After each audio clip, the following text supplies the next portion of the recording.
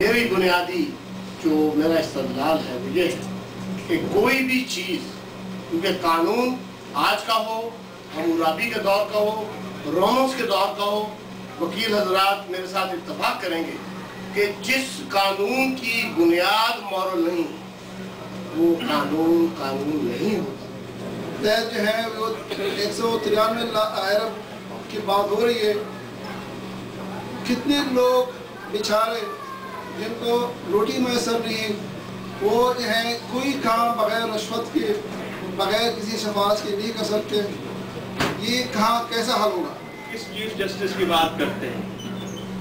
Chief justice क्या वो कबायली 17 जज हैं जिन्होंने ये फैसला दिया है बकौल आसमा जहांगीर के? क्या असल जज परवेज इशफाक यानी है जो chief of the army staff, जो नेशनल रिकंसिलिएशन ऑर्डिनेंस में गारंटर थे, जो यहाँ से 2 मरतबा उठकर दुबई गए हैं, अबू ज़ैबी गए हैं और बेनज़ीर भुट्टो से मुलाकात? अब किस सुप्रीम कोर्ट की बात करते हैं? वो कोर कमांडर्स हैं, वो chief of the army staff है, वो ISI है जिनकी आशीर्वाद से वजीर आजम यूसुफ गलानी ने चीफ जस्टिस इफ्तिखार मोहम्मद चौधरी को बहाल किया था मार्च 2009 को।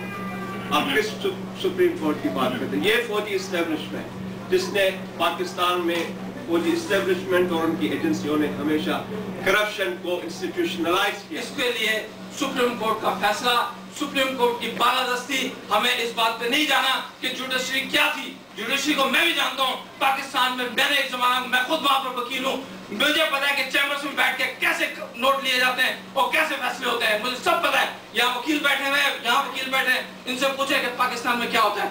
फैसला बाद में आता है, पहले सौदा होता है। वहाँ पर जुडिशरी वो थी, लेकिन आज जुडिशरी जो भी है, जिन लोगों ने फैसला किया, एक हक और इंसाफ का फैसला जाए, मेरे ख्याल में वेरी लॉजिकल अगर बात करें तो NRO इखलाकी और कानूनी तौर पे गलत, और पाकिस्तान की जो ग्राउंड रियलिटीज़ हैं पिछले 60 साल से जो हमारे हालात हैं, उसमें जो सियासतदानों को बाज़ औक़ात वेरी लिमिटेड स्पेस रह जाती है उनके पास मनूवर करने के लिए, तो बेनज़ीर ने बड़ी चालाकी के साथ उस स्पेस को यूज़ किया।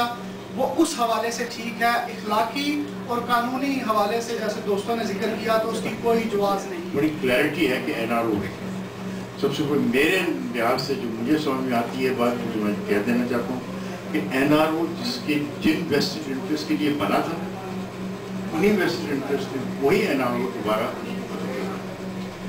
ये मेरा एब्सोल्युटली ये है कि मॉरल रेट ये आपने, मैंने, अवाम ने और हुकूमत ने खुद फैसला करना है कि मॉरल रेट क्या है। और उस मॉरल रेट के जवाब में अगर आपको 2-4 लोगों को जिनके ऊपर इस कदर संगीन इल्जाम हैं, अगर वो समझते हैं कि वो मॉरल रेट कायम करने के लिए उन्हें कुछ करना चाहिए, तो उनकी स्वाबदीद है पाकिस्तान के अंदर। तुमने कोर्स किए हैं, मेरी जबान को मत रोको। तुमको अगर तौफीक नहीं तो मुझको सच कहने दो। जुल्म रहे और अमन भी हो, जुल्म रहे और अमन भी हो, क्या मुमकिन है? तुम ही तो I think that expresses all my opinion and whatever I wanted to say. लोग कहते हैं कि जमहूरियत को डिरेल करने की कोशिश की जा रही है। भाई जमहूरियत ऑलरेडी डिरेल हो चुकी है, अब हम कोशिश ये कर रहे हैं कि उसको पटरी पर वापस लाएं। दूसरी चीज ये क्या हुआ गिराने की बात और नहीं गिराने की बात बहुत सारे लोगों ने कहा, हमारे अजीज मुरादार ने भी कहा। हुकूमत, एक जमहूरी निज़ाम में हुकूमत को गिराना कोई बुरी बात नहीं है, क्योंकि हम जमहूरी निज़ाम के आदी नहीं हैं, और जमहूरी निज़ाम भी अगर हो तो वो प्रेसिडेंशियल हो जाता है। इसलिए कि आई रिमेंबर हमारे सदर साहब कहते हुए कि I control the whole country. Who are you? You are a सदर, the prime minister should say. तो जब तक वो जो पूरी पावर उन्होंने जो अपने हाथ में नहीं ली है, उस वक्त तक ये मामला होता ही रहेगा। तो जमहूरी हुकूमत गिरती है, और अगर जमहूरी हुकूमत अपना जो रिट है, जो अदल है, जो इंसाफ है, अगर वो नहीं करे तो अवाम और सिविल सोसाइटी और लॉयर्स और जर्नलिस्ट को पूरा पूरा हक होता है कि वैसी जमहूरी हुकूमत मुझे मंजूर नहीं। तो एक तो ये बात है। मुल्क में की हालत ख़राब है। I think temperature has gone very high. अगर आप लोगों ने आसिफ जरदारी साहब की लास्ट तकरीर सुनी है क्योंकि वेरी डिसअपॉइंटिंग। हाँ, और जो आई डोंट नो क्यों उन्होंने कितने बपला गए हैं।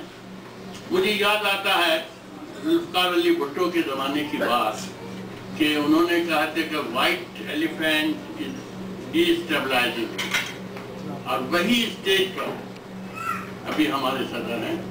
मैं अपने सदर से गुजारिश करता हूँ कि वो अदलिया की अहकाम को माने, वो फौज से मसालात के साथ चलें, वो सियासी पार्टियों के साथ मिल के चलें, धमकियाँ न दें, सिम कार्ड यूज न करें, लाहौर में लोगों के हाथ काटने की बात न करें।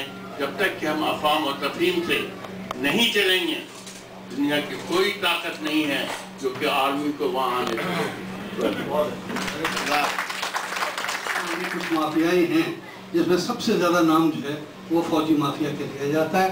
फौजी माफिया को जागीरदारों ने और फौजियों ने मिलकर पहला गठजोड़ किया, इस्टेब्लिशमेंट को मिलाया। अब इस्टेब्लिशमेंट फौजी माफिया सबसे बड़ी माफिया है।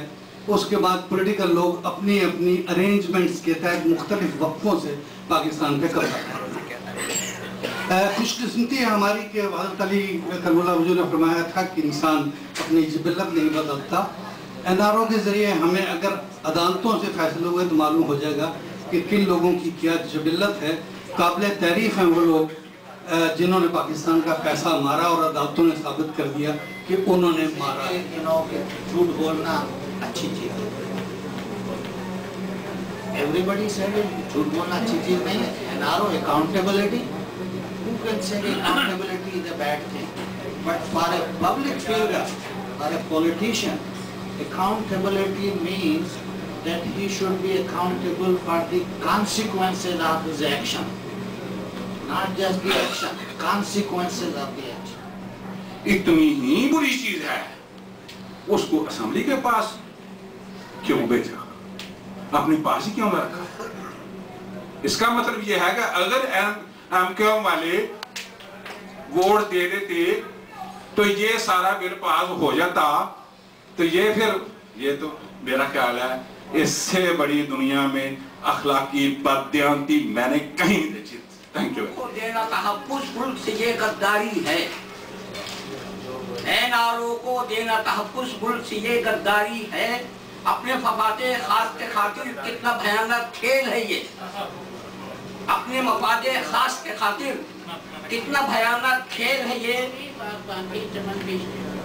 मुकद्दर में मुतमत्तर भी बुनियानी आदमी जनाजे खरीदे कफन पे जुलूजिस को दुनिया से मनवा रहा था, खिदत ने बुरी एक मुफन पे।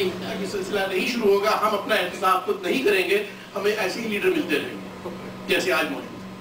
हमें दुआ है कि अल्लाह पाकिस्तान को हमें अच्छे लीडर अता कराए और हमें सिरात मुस्तकीम पर कायम करें, और हमें जो बुरे रास्ते हैं, बुराइयां हैं, चोरियां, डकैतियां और नेक हैं, इनसे हमें दूर रखें।